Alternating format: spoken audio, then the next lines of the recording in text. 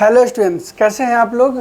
आज class 9th वाले का जो चैप्टर चल रहा था force and laws of motion, उसका सेकेंड पार्ट हम लोग देखेंगे। फर्स्ट पार्ट में हमने देखा था कि फोर्स क्या होता है and first law of motion को हमने देखा था। ठीक है, इनर्शिया के बारे में भी थोड़ा सा जाना था कि इनर्शिया क्या होता है। इनर्शिया को देखने के बाद आपको ये पता चला था कि इनर्शिया एंड इट्स मास, मतलब किसी भी ऑब्जेक्ट के मास के ऊपर उसका इनर्शिया डिपेंड करता है।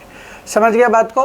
तो इसमें साफ साफ लिखा है ना, all the examples and activities given so far illustrate that there is resistance offered by an object to change its state of motion. If it is at rest it tends to remain at rest. If it is moving, it tends to keep moving. This property of object is called its inertia. ध्यान से देखिएगा, अगर कोई आपसे पूछता है कि क्या होता है इनर्शिया, तो आप उसको बता सकते हो कि कोई भी ऑब्जेक्ट उसी स्टेट में रहना चाहता है जिस स्टेट में वो ऑलरेडी पहले से होता है। अगर वो रेस्ट में है तो वो रेस्ट में ही रहना चाहेगा, अगर वो मूविंग है तो वो मूविंग ही रहना चाहेगा। ठीक है, तब तक जब तक उसके ऊपर कोई आउटर फोर्स अप्लाई ना किया जाता है। तो ये जो टेंडेंसी है कि जिस स्टेट में वो रहना चाहता है उसी स्टेट में रहे, दिस इज कॉल्ड इनर्शिया। ठीक है, इनर्शिया को हमने देखा था कि मास के ऊपर डिपेंड करता है। अगर किसी ऑब्जेक्ट का मास हेवी है तो उसमें हेवी इनर्शिया होगा। ठीक है, ये हम ऑलरेडी पढ़ चुके हैं। इसके ऊपर होने वाले कुछ फिनोमेनन्स को भी देख रखा है कि जैसे आप कार में बैठे हुए हैं और कार चल रही है और आपने ब्रेक अप्लाई करा तो उसमें जो बैठे हुए लोग हैं वो आगे की तरफ चला जाता है, फॉरवर्ड डायरेक्शन में झुक जाता है। इसके पीछे का लॉजिक क्या था? इनर्शिया। कॉज क्या था? इनर्शिया। ड्यू टू इनर्शिया वो आगे की तरफ झुक जाता है। ठीक है, आपने कार्डबोर्ड वाले एग्जांपल्स को भी अच्छी तरीके से देखा होगा कि जो कार्डबोर्ड वाले एग्जांपल है जिसमें हमने देखा था कि एक ये कार्डबोर्ड है, उसके ऊपर कॉइन रखा हुआ है, ग्लास। अगर आपने फोर्स अप्लाई किया इस कार्डबोर्ड पे, कॉइन इसके जस्ट ग्लास में चला आएगा। ठीक है, due to inertia. Carrom board वाले एग्जांपल्स आपने देखा था, ये सब इनर्शिया के एग्जांपल्स है। इसके बाद आपको ये क्वेश्चन करने थे। ये क्वेश्चन आपके दिए गए कॉन्सेप्ट पे ही ये क्वेश्चन हो जाएगा, जिसके अंदर first law of motion and inertia की बात किया जाता है। अगर फर्स्ट ऑफ इनर्शिया की बात करें, फर्स्ट लॉ ऑफ मोशन की बात करेंगे तो वो इनर्शिया ही होता है। और इन्हीं पे ये 4 क्वेश्चन आपके बन जाएंगे। इसमें कोई भी न्यूमेरिकल नहीं है जो आपको घबराने की जरूरत है, जस्ट एक कॉन्सेप्ट पे आधारित है जो आपने पीछे पढ़ा है। आपको इसमें कौन सा कॉन्सेप्ट लग रहा है बस वो बताने हैं। तो इसके बाद जब हम आगे की बात देखते हैं तो इस चैप्टर में है second law of motion. Second law of motion क्या होता है? ऐसे देखिए कि फर्स्ट लॉ आपने देख लिया, सेकेंड लॉ ऑफ मोशन की बात जहाँ तक करते हैं तो उसमें एक बात आती है मोमेंटम की। मोमेंटम क्या मतलब कि rate of change in momentum directly proportional to applied force. Suppose एक ऑब्जेक्ट है, ये ऑब्जेक्ट मास इसका m है और ये v वेलोसिटी से जा रही है। ठीक है, v वेलोसिटी से जा रही है। अगर इसके ऊपर कोई फोर्स अप्लाई होगा तो 2 बातें हो सकती है, या तो इसकी वेलोसिटी चेंज हो जाएगी, मतलब ये फास्ट हो जाएगा, या ये स्लो हो जाएगा। ठीक है ना, अगर हम इसे ब्रेक अप्लाई करेंगे तो स्लो हो जाएगा। अगर इसमें हम और ज़्यादा फोर्स अप्लाई करेंगे दैट मीन्स कि इसमें कहीं ना कहीं एक एक्सेलरेशन की बात आती है। और एक्सेलरेशन जहाँ तक बात आती है वहाँ पे बात ये आ जाती है कि वेलोसिटी में चेंज होगा। जब वेलोसिटी के अंदर चेंज होगा तो आप समझ सकते हो कि वहाँ पे मोमेंटम प्रोड्यूस होता है। तो मोमेंटम क्या होता है, यहाँ पे हमें सबसे पहले मोमेंटम को जानते हैं कि सेकेंड लॉ ऑफ मोशन क्या कहता है। सेकेंड लॉ ऑफ मोशन साफ कहता है कि we would know now like to study how to acceleration of an object depends on the force applied to it. मतलब अगर किसी ऑब्जेक्ट पे आप फोर्स अप्लाई करते हो तो कैसे वो ऑब्जेक्ट एक्सेलरेट होता है। ठीक है, तो ये बातें तो हम जानते हैं क्योंकि हमने एक्सेलरेशन मोशन चैप्टर में पढ़ चुके हैं कि वेलोसिटी चेंज होता है टाइम के according, per unit time, this is called acceleration. तो बात यहाँ पे सर समझाओ सिंपल सी कि मोमेंटम क्या होता है। तो आप देखोगे कि मोमेंटम की अगर हम बात करते हैं तो मोमेंटम होता है मास इंटू वेलोसिटी। ठीक है, मास इंटू वेलोसिटी का मतलब कि अगर आपसे कोई पूछता है कि बताओ भैया मोमेंटम क्या है, तो आप बोलना कि मोमेंटम को p से डिनोट करते हैं। मास किसी ऑब्जेक्ट का m हो और वो v वेलोसिटी से अगर चल रही होती है तो उसका मोमेंटम क्या हो जाता है, m इंटू वी हो जाता है। मतलब साफ साफ लिखा है कि product of its mass and velocity is known as momentum. ठीक है, तो दिस वन मोमेंटम होता है। मोमेंटम बराबर m इंटू वी होता है। तो अब बात आती है कि मोमेंटम ने पढ़ लिया कि मोमेंटम किसी ऑब्जेक्ट का product of mass and velocity होता है। तो ठीक है। तो अब बात क्या आती है कि अगर किसी ऑब्जेक्ट पे फोर्स अप्लाई करोगे तो उसके मोमेंटम में चेंज होगा या नहीं होगा, डेफिनेटली चेंज होगा। तो जब उसके मोमेंटम में चेंज होता है, वो जो चेंजेज है वो डायरेक्टली प्रोपोर्शनल होता है उस पर अप्लाइड किया गया फोर्स का। तो साफ साफ पता चल रहा है कि अगर रेट ऑफ चेंज की बात करेंगे मोमेंटम में तो वो हमें फोर्स का डिफिनेशन देगा। कैसे देगा वो हम देखते हैं। उससे पहले हम एक चीज़ ये देख लेते हैं कि हमारा सेकेंड लॉ ऑफ मोशन क्या कहता है। तो यहाँ पे आप अंडरलाइन करेंगे इस चीज़ को, the second law of motion state that the rate of change of momentum of an object is proportional to the applied unbalanced force in direction of the force. ये आपके एग्जाम में लिखने हैं। अगर आपके सेकेंड लॉ ऑफ मोशन पूछा जाता है तो ये लिख देने हैं सेम टू सेम। इसको रट लो या इसको समझ लो या अपनी लैंग्वेज में लिख लीजिए। बात आती है कि अब इसका हम मैथमेटिकल फॉर्मुलेशन कैसे करेंगे। तो ये लॉ लिखो और लॉ लिखने के बाद सबसे पहले लिख लेंगे। लॉ लिखने के बाद आपको क्या करना है वो देखिए। आपको करने हैं लॉ लिखने के बाद ये काम कि सबसे पहले आपने सेकेंड लॉ ऑफ मोशन लिख दिया। सेकेंड लॉ ऑफ मोशन क्या कहता है? कहता है rate of change in momentum, ठीक है, directly proportional to applied force. ये बात है, आप स्टेटमेंट में लिख दोगे सेकेंड लॉ ऑफ मोशन ये कहता है। तो आप एक ऑब्जेक्ट पे मान कर चलो कि ये ऑब्जेक्ट है, इसकी मास m है, ये क्या करता है u वेलोसिटी से चल रहा होता है। इस पर कुछ फोर्स अप्लाई किया होगा तो इसकी वेलोसिटी चेंज होकर इसकी वेलोसिटी v हो जाती है। ऑब्जेक्ट का मास वही होता है बट ये v हो जाती है।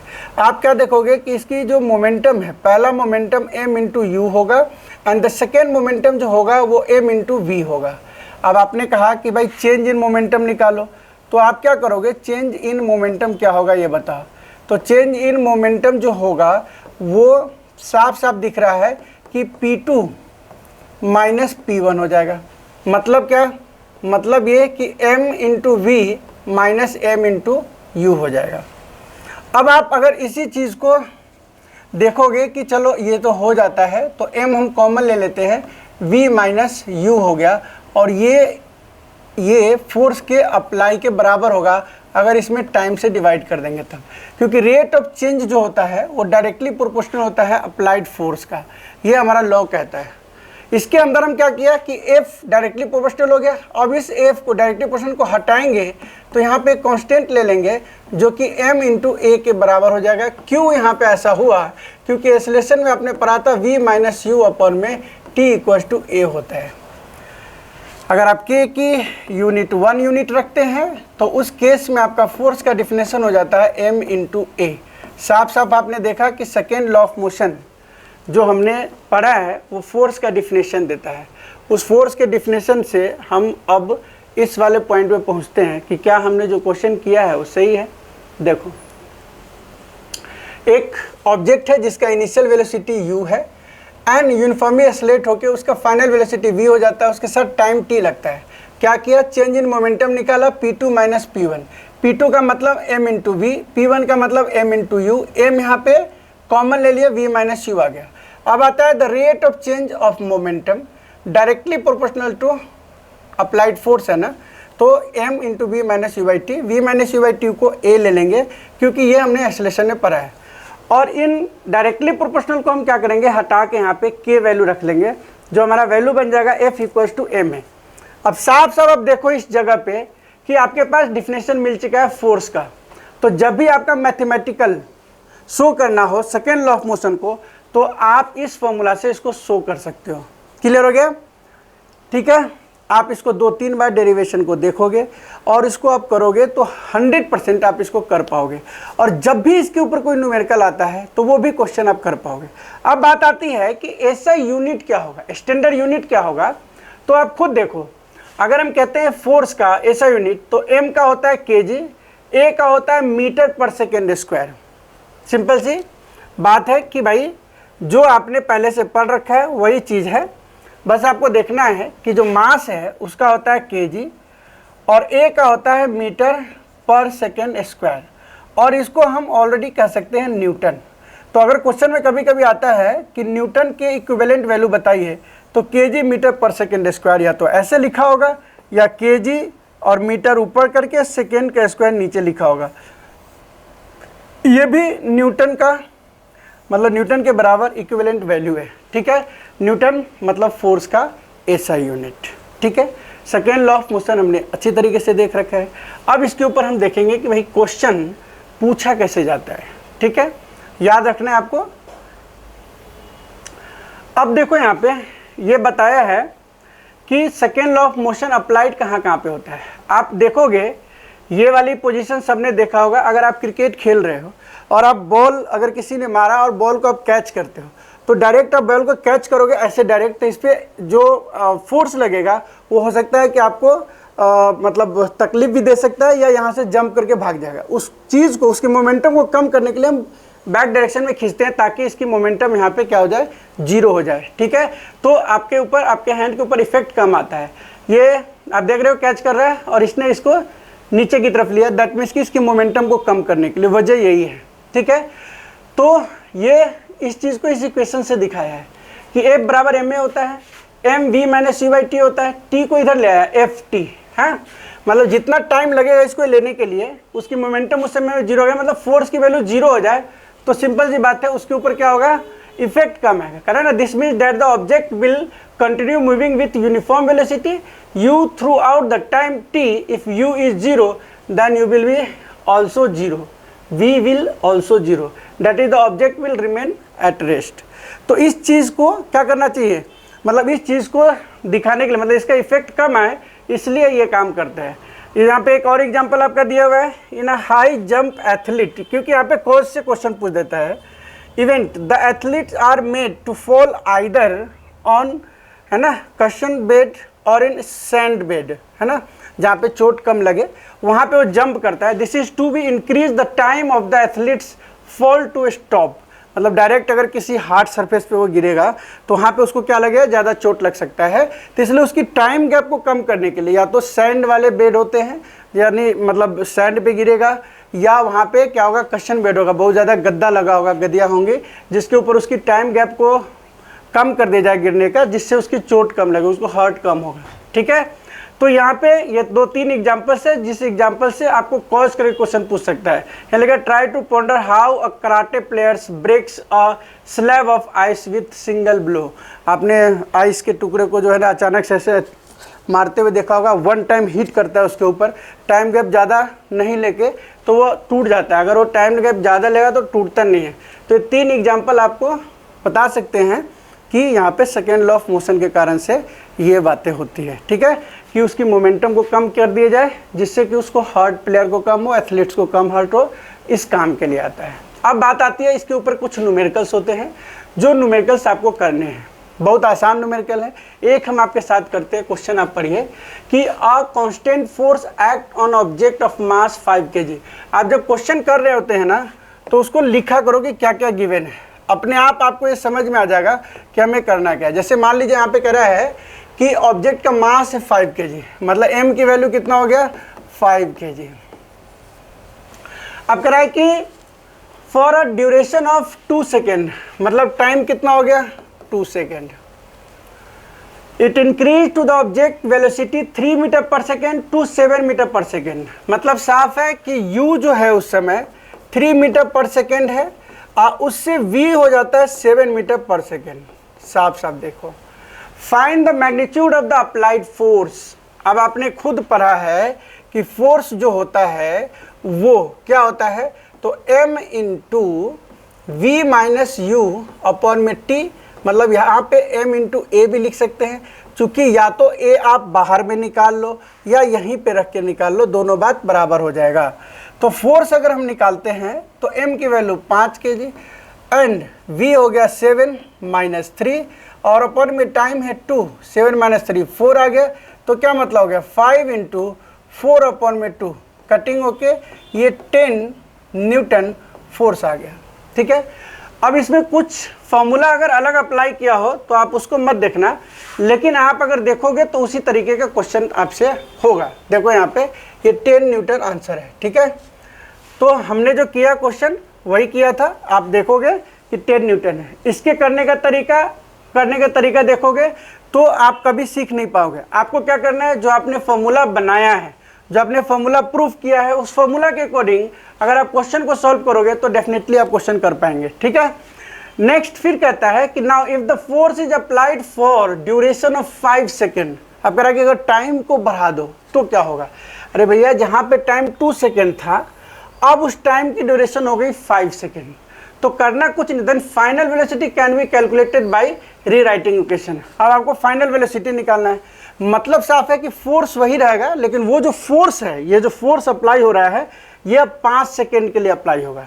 तो कोई बात नहीं है, आपको क्या करना है, इक्वेशंस में यही काम करना है कि फोर्स इक्वल्स टू क्या होता है, फोर्स इक्वल्स टू होता है M V minus you by T. अब आपको क्या करना है, फोर्स के जगह पे फोर्स रख लो, कितना है 10। मास आपका कितना दिया हुआ है 5 kg, ठीक है ना, 5 kg। और v की वैल्यू नहीं दिया, निकालना है। u आपके पास मान लो 3 है और टाइम आपके पास कितना है 5 सेकेंड। 5 से 5 काट कर दो तो v कितना हो जाएगा बताओ। v इक्वल टू हो जाएगा 10 प्लस ये माइनस इधर आके 3, कितना हो जाएगा 13 मीटर पर सेकेंड। कितना आसान क्वेश्चन था। तो आप कभी भी इस फॉर्मूला को कॉपी करने जाओगे तो बिल्कुल नहीं सीखोगे। क्वेश्चन के कॉन्सेप्ट को देखो कि फोर्स कह रहा है कि सेम रहने दो बट ड्यूरेशन ऑफ टाइम को बढ़ा दो, तो कोई दिक्कत नहीं है। फोर्स को हम फोर्स के जगह पे रख दिया कि ये भैया फोर्स 10 है, मास का मास रह गया। वेलोसिटी पूछ रहा है कि वेलोसिटी कितना होगा फाइनल वेलोसिटी अगर वो फोर्स 5 सेकेंड तक के लिए अप्लाई किया जाए। तो देखो, पहले जो वेलोसिटी था वो तुम्हारा 7 मीटर पर सेकेंड था, अब आके 13 मीटर पर सेकेंड आ गया है। ठीक है, तो ये आपके फायदेमंद हो सकते हैं अगर आप क्वेश्चन को पढ़ोगे और खुद से करने की कोशिश करोगे। ठीक है, दोबारा इस क्वेश्चन को करना सिर्फ क्वेश्चन पढ़ के, ये नहीं कि क्वेश्चन को टेप लेना। आप लोग करते क्या हो कि क्वेश्चन देखा और टेप लिया। आपको सिर्फ क्वेश्चन पढ़ने हैं और आगे का आंसर नहीं देखना। ठीक है, आप खुद से करोगे। जैसे एक क्वेश्चन हम और करके आपको दिखा देते हैं, which would required a greater force accelerating 2 kg mass at 5 metre per second, 4 kg mass 2 metre per second. दोनों में एक्सेलरेशन दिया हुआ है, सिंपल है, क्वेश्चन में कुछ है नहीं। आपको पता है कि F बराबर क्या होता है, m इंटू ए होता है। तो पहला फोर्स एंड दूसरा फोर्स की बात करेंगे तो ये भी m इंटू ए हो जाएगा। यहाँ पे मास कितना है 2 kg इंटू 5, तो 2 इंटू 5 कितना आ गया 10 न्यूटन। यहाँ पे कितना होगा बताइए, मास आपके पास है 4, तो 4 इंटू 2 मतलब हो गया 8 मीटर 8 न्यूटन। तो यहाँ पे 8 न्यूटन, यहाँ पे ये कौन सा फोर्स अप्लाई हुआ ज़्यादा, दिस वन फोर्स अप्लाई हुआ। मास बेशक 2 kg, बस एक्सेलरेट ज़्यादा हो रहा है। तो जिसकी एक्सेलरेशन ज़्यादा है उसमें फोर्स ज़्यादा हो रहा है। ठीक है, यहाँ पे एक्सेलरेशन कम है, तो इससे पता चल जाएगा। देखो यहाँ पे लिखा हुआ acceleration is 2 kg mass at 5 metre per second, ये ज़्यादा ग्रेटर फोर्स अप्लाई करेगा। क्लियर होगी बातें। तो इस तरह से आप क्वेश्चन करोगे, इसके स्टेटमेंट को बिल्कुल भी नहीं देखो, सोचो कि ये गलत कर रखा है। ठीक है, आपको अपने अकॉर्डिंग क्वेश्चंस को करने हैं। समझ गए बात को, बिल्कुल सर समझ गए। नेक्स्ट क्वेश्चन समझाइए। 8.3 नंबर देखिए। 8.3 क्वेश्चन में आप क्वेश्चन को पढ़ो सिर्फ। A motor car is moving with velocity 108 kilometre per hour. ध्यान दीजिएगा बात को, आपने वेलोसिटी की बात की है, तो वेलोसिटी की जब बात हम करते हैं तो आपको ये समझना चाहिए कि वेलोसिटी जब भी बात आती है ना, उसमें एक दो बात तो कॉमन आती है। क्या कि वेलोसिटी को सबसे पहले सर चेंज कर दो। मैं कहता हूँ ठीक है भाई, तो आपको अगर वेलोसिटी दिया हुआ है 108 किलोमीटर पर आवर, तो मैंने इसको चेंज करना आपको अच्छी तरह से बता रखा है कि 108 इंटू 1000 कर दो किलोमीटर को, और आवर को बदलने के लिए 60 इंटू 60 करो। ये हमने मोशन में ही पढ़ रखा है। अब 2 0 से 2 0 कट कर दीजिए। ठीक है, अब अगर आप 2 से 2 5 जा, 2 से 3 करते हो, 3 से 3 3 जा 9, 3 6 जा 18, 6 से 6 6 जा 6 5 जा 30, मतलब 30 मीटर पर सेकेंड आपका क्या आ जाएगा, वेलोसिटी आ जाएगा। अब आती है it takes 4 second to stop after the brake are applied. मतलब साफ है कि ये जो है वेलोसिटी, ये u है इनिशियल वेलोसिटी, और फाइनल वेलोसिटी आपके पास v 0 है क्योंकि रेस्ट में आ जा रहा है। और रेस्ट में आने का मतलब क्या है कि वेलोसिटी 0 हो जाता है। इसमें टाइम टोटल कितना लगता है 4 सेकेंड। अब आपसे क्वेश्चन आता है calculate the force exerted by the breaks on the motor car if its mass along with the passenger 1000 kg, मास तो केजी में ही होता है। तो अगर आप इस क्वेश्चन को ऐसे करना चाहते हो तो आप इस पे देखो, यहाँ क्या देखोगे आप कि जो ये क्वेश्चन है उसको हम देखने की कोशिश करते हैं कि हमारे पास था कितना, हमने u वेलोसिटी, u जो वेलोसिटी हमने ले आया, ठीक है,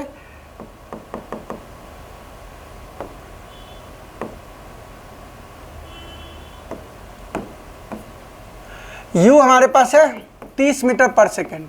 कैसे लाया आपको पता चल गया, क्योंकि 108 किलोमीटर पर आवर दिया गया था और इसको हम 108 इंटू में कितना ले लिए 1000 और अपन में 60 इंटू 60 जो ऑलरेडी हमने बता रखा है। इसको जब आप कट करोगे 30 मीटर पर सेकेंड आ गया। वेलोसिटी आपका 0 हो गया। टाइम ड्यूरेशन लग रहा है, कितना टाइम लग रहा है, देखो यहाँ पे टाइम ड्यूरेशन आपका लग रहा है, टाइम आपके पास लग रहा है 4 सेकेंड, ठीक है, 1000 kg है। तो हम क्या करते हैं 1000 kg पे निकालते हैं, हमारे पास है force equal to m into we minus you by T. तो m हमारे पास कितना आया है 1000 kg, रख दो।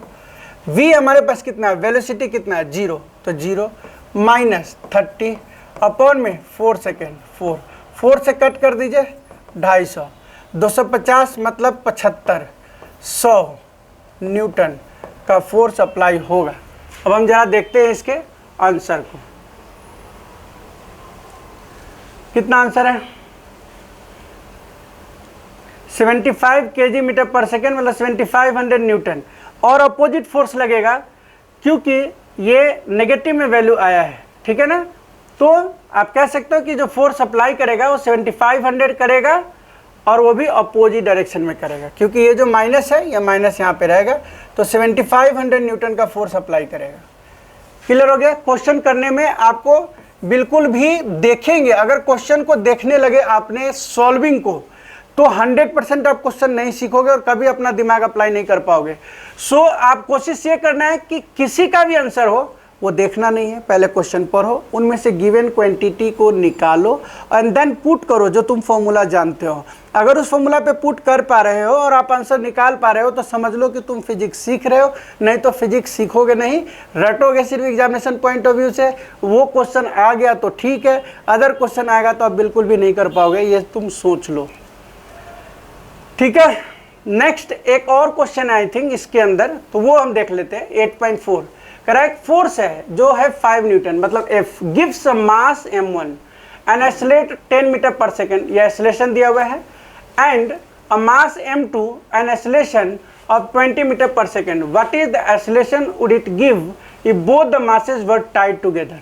अब इसमें क्या करा है, एक फोर्स है, मान के चलो एक फोर्स है, ये है फोर्स। फोर्स बराबर क्या होता है, F बराबर क्या होता है m into A, F equal to हो जाता है m इंटू ए, दूसरे फोर्स भी हो जाएगा F equal to m into a. अब आप खुद देखो यहाँ पे 5 न्यूटन है और A यहाँ पे है ना, और इसका m1 ये हो गया, तो मान के चलो आप 4 से 5 और यहाँ पे है 10 अपॉन में आपका ये m1 निकल गया, ठीक है। दूसरा भी फोर्स यहाँ से अगर निकालोगे 4 से 5 न्यूटन और एक्सेलरेशन है 20 मीटर पर सेकेंड, तो यहाँ पे 20 कर दो, m2 निकल गया। अब आपको कह रहा है कि अगर आप m1 प्लस m2 को एक साथ बांध दो, टाई कर दो और इंटू में एक्सेलरेट करो, बराबर फोर्स निकालने के लिए कह रहा है what is the acceleration would it give if both the mass were tied together. अभी दोनों मास को टाई कर दो, ए की वैल्यू रखो और फोर्स उतना ही रखो, आपका आंसर आ जाएगा। अगर हमें फोर्स यहाँ पे रखे 5 न्यूटन, ए निकालना है तो इन दोनों की वैल्यू क्या होगा, मान लो ये 1/2 हो गया, ये 5 4 जा 1/4 हो गया, तो आ गया 1/2 प्लस 1/4 इंटू में ए और यहाँ पे फोर्स 5 न्यूटन। इन दोनों को सॉल्व करके इस तरफ ले आओ, ए की वैल्यू निकल जाएगा। आइए देखते हैं इसके आंसर्स को, कहाँ गया आंसर, ये देखिए कितना आंसर आया 0.5, ये दोनों प्लस कर दिया, इतना आ गया। अब यहाँ पे देखो ए बराबर एन है ना, ए निकाला F/m, वही काम किया है, आपको फ्रैक्शन में निकाला गया था और यहाँ पे डेसिमल में निकाला है। यहाँ पे आप प्लस करोगे ना तो ए निकल जाएगा। अगर हम यहाँ पे देखें ए बराबर क्या होगा, तो 5/4 अगर हम इसके नीचे करें तो 4 LCM 2 + 1 है ना, 2 + 1, तो ये बन जाएगा 5 × 4/3, मतलब 20/3, 6.6। तो आप ये मत देखो कि किस तरीके के क्वेश्चंस कर रहे हैं। देखो यहाँ पे भी 6.67 मीटर पर सेकेंड ऐसा करें। क्वेश्चन को करने का तरीका डिफरेंट है, बिकॉज कॉन्सेप्ट हमारे पास अलग है। अगर हम इसको देख के करेंगे क्वेश्चंस को, तो आप 100% बिल्कुल नहीं सीखोगे क्वेश्चन। तो आपको करना क्या है, जो गिवन है उससे आप निकालो एंड जैसे जैसे क्वेश्चन में कह रहे हैं पुट कर दो, सिंपल। उसके अलावा कुछ दिमागी मतलब है। लास्ट क्वेश्चन है 8.5, और 8.5 क्वेश्चंस जब आप करोगे उसमें ग्राफ है, उस ग्राफ के थ्रू करना है कि the velocity time graph of ball of mass 20 gram, मतलब मास दिया है, और along with a straight line long table इसमें दिया है। अब how much force does table exert the ball bring to rest, rest में लाने के लिए कितना टाइम सेकेंड दिया हुआ है, ये 20 है। आप इस चीज़ को ग्राफ में देखोगे तो क्या बन जाएगा, इनिशियल वेलोसिटी आपके पास है 20 मीटर पर सेकेंड, देख लो यहाँ पे ग्राफ से देख के, ठीक है, सेंटीमीटर पर सेकेंड, इसको मीटर पर सेकेंड में बना दो, ठीक है। मीटर बनाने के लिए क्या करना पड़ेगा, 100 से डिवाइड कर देना पड़ेगा यहाँ पे, ठीक है। और इसके बाद आपका जो वेलोसिटी है वो निकल जाएगा, लास्ट में ए वाला v - u/t कर देना, क्वेश्चन आपका निकल जाएगा, ठीक है। सो आप इस क्वेश्चन को सॉल्व करेंगे, और इसके बाद जो हम नेक्स्ट चैप्टर के अंदर हम जो क्वेश्चन पढ़ेंगे नेक्स्ट वाले पार्ट में, वो थर्ड लॉ ऑफ मोशन के ऊपर करेंगे। और इसके बाद जो लास्ट वाला पार्ट होगा उसमें सारे क्वेश्चंस, जो भी इंपॉर्टेंट क्वेश्चन है उसको हम करने की कोशिश करेंगे, और इस तरीके से ये चैप्टर्स हमारा फिनिश होएगा, ठीक है। तो सेकेंड लॉ ऑफ मोशन को फोर्स का जो डिफिनेशन देता है, एंड आप कह सकते हो rate of change in momentum की बात करता है, उसको आप अच्छी तरीके से पढ़ना। उसके अंदर जितने क्वेश्चंस होगा आप हमसे पूछ सकते हैं। आपको हमारे व्हाट्सएप नंबर अच्छी तरीके से पता है, कमेंट करना, कमेंट देखते कम है, बट आप उसको क्या करना है, व्हाट्सएप पे डालो। ये हमारे व्हाट्सएप नंबर 9868599820। अगर आपको किसी भी क्वेश्चन के ऊपर अलग से कोई वीडियो चाहिए तो आप डेफिनेटली हमें इस नंबर पे संपर्क करें, आप क्वेश्चन भेजें, आपके नेम के साथ, आपके फ़ोटोज़ के साथ हम आपको वीडियो डालने की कोशिश करेंगे। Thank you for watching my video. अगर आपसे रिलेटेड ये वीडियो है तो आप देखा करें, और ना भी है रिलेटेड तो आप आगे की तरफ शेयर करें। जो भी क्लास 9th में आपके दोस्त हो या आपके नीचे वाले आपके फ्रेंड्स हो, तो आप उनके पास वीडियो को शेयर करें, सब्सक्राइब कर दो। Thank you for watching.